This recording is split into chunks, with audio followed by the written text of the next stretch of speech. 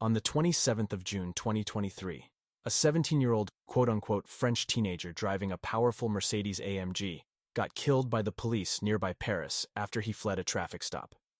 The timing couldn't have been better. Only 3 days before the summer holidays, which in France officially start on the 1st of July. This incident was the onset to riots that spread all over France, and even into neighboring countries Belgium and Switzerland, for some reason. This police killing is, in more aspects than one, eerily similar to the death of George Floyd, which led to the Summer of Love in the United States in 2020.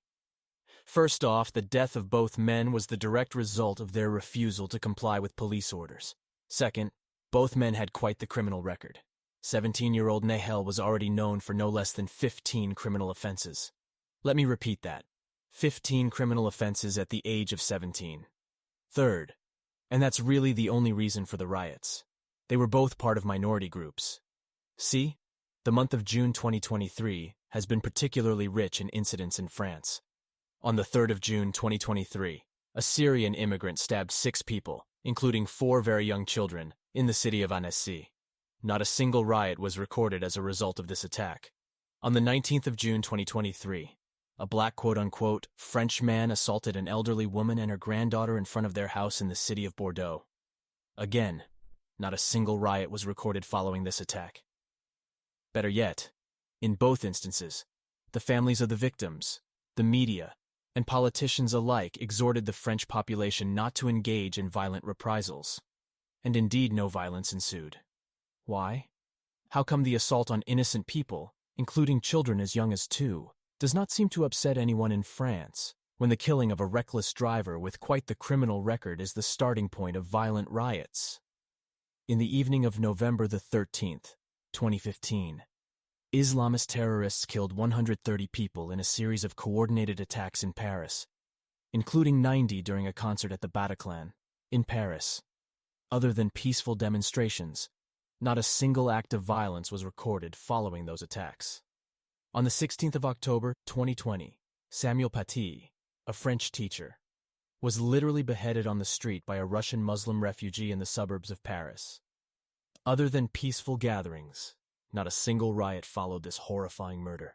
On the 14th of October 2022, a 12-year-old French girl named Lola was raped, tortured, and brutally murdered by an Algerian woman whose visa had expired and resided in France illegally. Following the discovery of the teenager's body, no riots were recorded. As was the case with the family of the elderly woman who was attacked in Bordeaux, the parents of Lola called on politicians not to exploit the crime. Which, again, begs the question, why does the assault and barbaric murder of culturally French people never result in riots when the death of a criminal foreigner leads to days of riots, burning cars and looting? The answer is as painfully obvious as politicians and the media are willfully blind to the situation. In the attacks perpetrated in Annecy and in Bordeaux, the victims were white, whilst the perpetrator was a foreigner or of foreign origin. In the 2015, 2020, and 2022 attacks, the perpetrators were Muslims, the victims, primarily white. In the case of the 17-year-old reckless driver, well, he was of Algerian origin. As a result, his criminal behavior was automatically overlooked, and only his status as victim of quote-unquote racism was taken into account. Because, obviously, regardless of the fact that he was driving without a license, without a valid insurance, and that he had evaded a traffic stop moments earlier, endangered a pedestrian and a cyclist, and fled the fatal traffic stop, the only possible reason for the entire incident is that the French police are racists. This is the ugly reality of 21st century France. French innocent law-abiding citizens and very young children being attacked barely deserve President Macron's attention. But a career criminal being shot after numerous offenses somehow deserves the compassion of the president and of the Minister of the Interior, and a minute of silence at the National Assembly. Football player Kylian Mbappe even went as far as calling the 17-year-old reckless driver with a recorded 15 criminal offenses an angel. In the meantime, said Mbappe never posted the least message for the children who were attacked in Annecy and Bordeaux, for Lola, or for Samuel Paty, which goes to show how racially divided France has become. On the one hand, the white traditional inhabitant of France, who are blamed for all the troubles in France, even though they are at the receiving end of crimes committed by foreigners more often than not. And on the other hand, the minorities who purposefully immigrated to France but wield the victim and racism card better than Robin Hood wields his bow and arrows. Similarly to the George Floyd incident, minorities and far-left extremists in France were very quick to use the killing of the 17-year-old criminal driver for personal gains. Not unlike Maxine Waters in the U.S. Jean-Luc Mélenchon, the infamous leader of far-left extremist party La France Insoumise, literally encouraged minorities to riot. Then again, minorities are the only people left voting for his party, a party which sole purpose is the destruction of France. So, I guess basic populism is the best he can do. Then there are the minorities themselves. Nobody bats an eyelid for Nahel, the teenager who got shot by the police. Minorities fight among themselves in violent turf wars usually linked to drugs, and gang-related violence is extremely common in the French so-called banlieues, where minorities predominantly live. In Marseille alone, a city in southern France known for its massive North African population, no less than 23 gang-related murders were recorded in the first 6 months of 2023 alone. Now I know, to any American, this is just a regular weekend in Chicago. But in France, such numbers are unheard of. Again, similarly to the situation in the United States, this minority-on-minority violence does not bother anyone.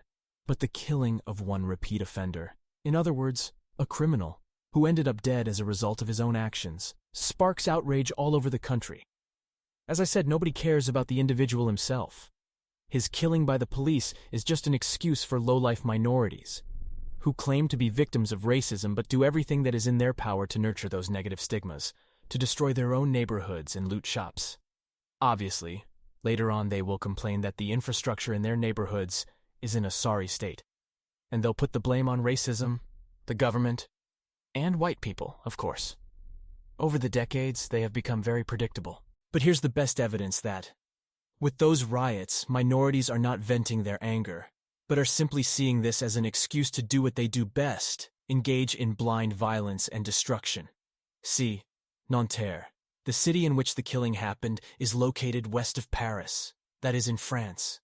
Yet, violence spread all over France, which, if one understands their logic, kinda makes sense. What makes less sense, however, is the spread of those riots to Brussels, the capital of Belgium, and to Lausanne, in Switzerland. Two totally different countries with totally different policies and police departments. Now, guess what is the only common point between Brussels, Lausanne, and Paris? Yes, all three cities are home to the same minority groups.